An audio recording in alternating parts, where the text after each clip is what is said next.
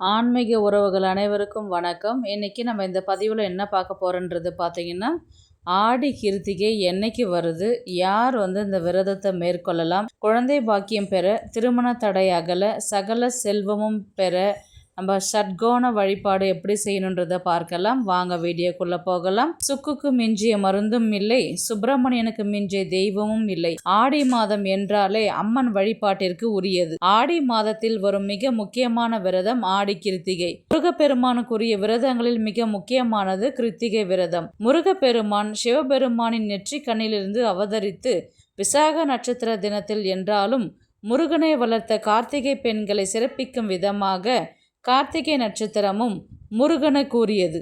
முருகனை தாயாக இருந்து வளர்த்ததால் அன்னை பார்வதிக்கு இணையான பெருமையை பெற்றவர்கள் கார்த்திகை பெண்கள். சிவபெருமானிடம் வரம் பெற்ற கார்த்திகை பெண்கள் ஆடி மாதத்தில் வழிபடுவது சிறப்பு. கார்த்திகை நட்சத்திரமும் ஒவ்வொரு மாதமும் வருகின்றது. தை மாதம், கார்த்திகை மாதம், ஆடி மாதத்தில் வரக்கூடிய கிருத்திகை நட்சத்திரம் மிகவும் சிறப்புடையது.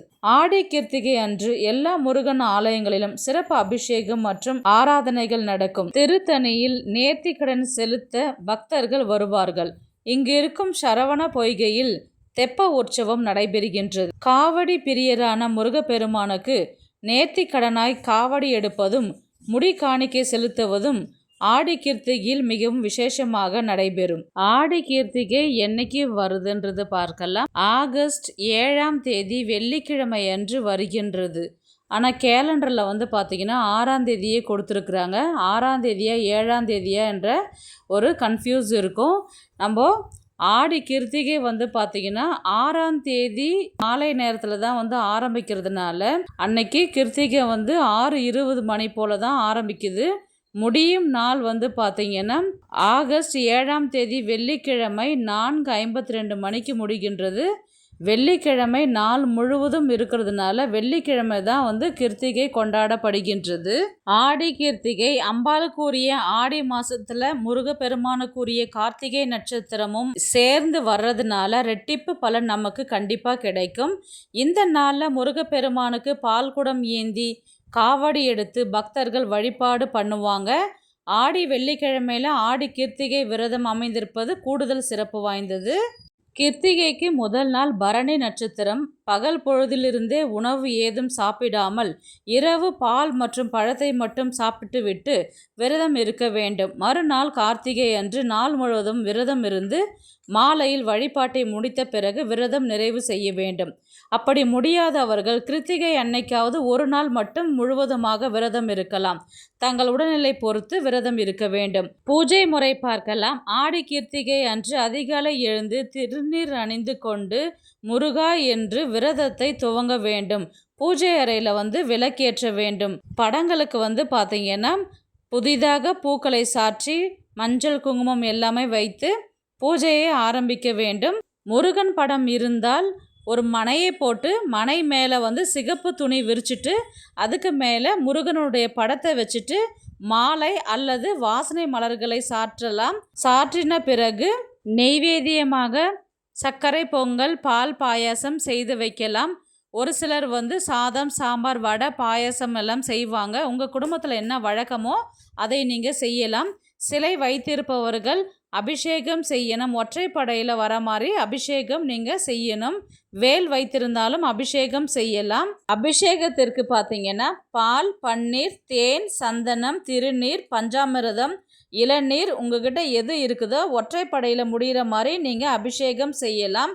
அபிஷேகம் செஞ்சதுக்கு அப்புறம் மஞ்சள் குங்குமம் வச்சுட்டு வாசனை மலர்கள், செவ்வரளி மலர்கள், செம்பருத்தி எது உங்ககிட்ட இருக்குதோ அதை நீங்கள் கொண்டு அலங்காரம் பண்ணிட்டு தீப தூப ஆராதனைகள் செய்து மாலை நேரத்தில் விரதத்தை நிறைவு செய்து கொள்ளலாம். அன்னைக்கு நீங்கள் அருகில் இருக்கும் முருகன் கோவிலுக்கு சென்று விளக்கேற்றி தீபம் வெத்தலை தீபம், நெய் தீபம், நல்லெண்ணெய் தீபம் உங்களால் முடிஞ்சது எந்த தீபம் ஏற்றினாலும் அன்று ரொம்பவே விசேஷமானது. இப்போ நம்ம மனையில் முருகனுடைய ஃபோட்டோ வச்சுருக்குறோம் இல்லைங்களா, அதுக்கு முன்னாடி நம்ம சட்கோணம் வரைந்து அதில் தீபம் ஏற்றி வழிபாடு செய்ய வேண்டும். அந்த கோலத்தில் ஓம் சரவண பவ என எழுதி நடுவில் ஓம் என எழுத வேண்டும்.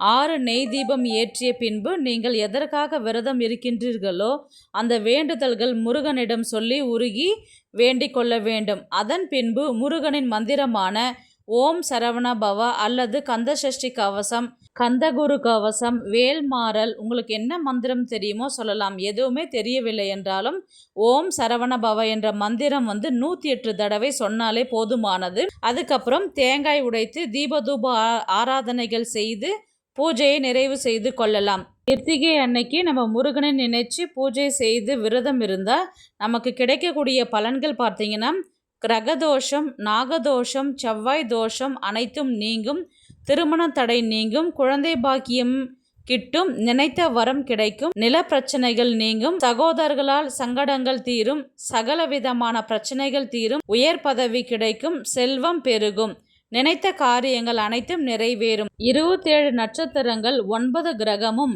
ஏதாவது பிரச்சனை இருந்தாலும் நம்ம கிருத்திகை அன்னைக்கு முருகனை மனதார நினைத்து வழிபடும் பொழுது அந்த பிரச்சனைகள் அனைத்தும் நீங்குவதாக ஐதீகம். முருகப்பெருமானுக்கு இந்த நாட்களில் விரதம் இருந்து வழிபட்டால் நினைத்தது நிறைவேறும். சஷ்டி விரதம் இருந்தால் குழந்தை பேரு கிடைக்கும். கிருத்திகை விரதம் எல்லோருமே இருக்கலாம், அது ரொம்பவே நல்லது. ஆனால் குறிப்பிட்டு இவங்க மட்டும்தான் இருந்தால் அந்த கிருத்திகை விரதத்திற்கான முழு பலன்களும் கிடைக்கும். அது யார் பார்த்தீங்கன்னா, அந்த விரதம் முக்கியமாக இருக்கிறது பார்த்தீங்கன்னா, திருமண தடை இருக்கிறவங்க, செவ்வாய் தோஷம் இருக்கிறவங்க, குரு திசையால் பாதிக்கப்பட்டவங்க, குழந்தை பாக்கியம் இல்லாதவங்க, உயர் பதவி கிடைக்க வேண்டும் என்று எதிர்பார்க்குறவங்க எல்லாமே முருகனை நினச்சி அன்னைக்கு கிருத்திகை அன்னைக்கு விரதம் இருந்தால் கண்டிப்பாக அந்த குறைகள் எல்லாமே நீங்கும் என்பது நம்பிக்கை. கிருத்திகை விரதம் இருந்தால் அந்த முருகன் போன்று ஒரு அழகான குழந்தை பிறக்கும் என்பது நம்பிக்கை. கிருத்திகை நட்சத்திரத்தில் விரதம் இருந்து தான தர்மங்கள் செய்தால் முன்ஜென்ம வினைகள் தீரும், இன்னல்கள் அனைத்தும் நீங்கி சகல செல்வங்களையும் பெற்றுத்தரும். இத்தனை சிறப்பு நிறைந்த இந்த ஆடி கிருத்திகையில் உள் அன்போடு பிரார்த்தனை செய்து அவரின் அருளை பெறுவோமாக. வெற்றிவேல் முருகனுக்கு அரோகரா என்று சொல்லிக்கொண்டு இந்த பதிவினை நிறைவு செய்து கொள்கின்றேன். இது போன்ற ஆன்மீக தகவல்களுக்கு நம்முடைய ஆன்மீக குறிப்புகள் சேனலை சப்ஸ்கிரைப் பண்ணிக்கோங்க. நெக்ஸ்ட் ஒரு நல்ல பதிவில் சந்திக்கலாம்.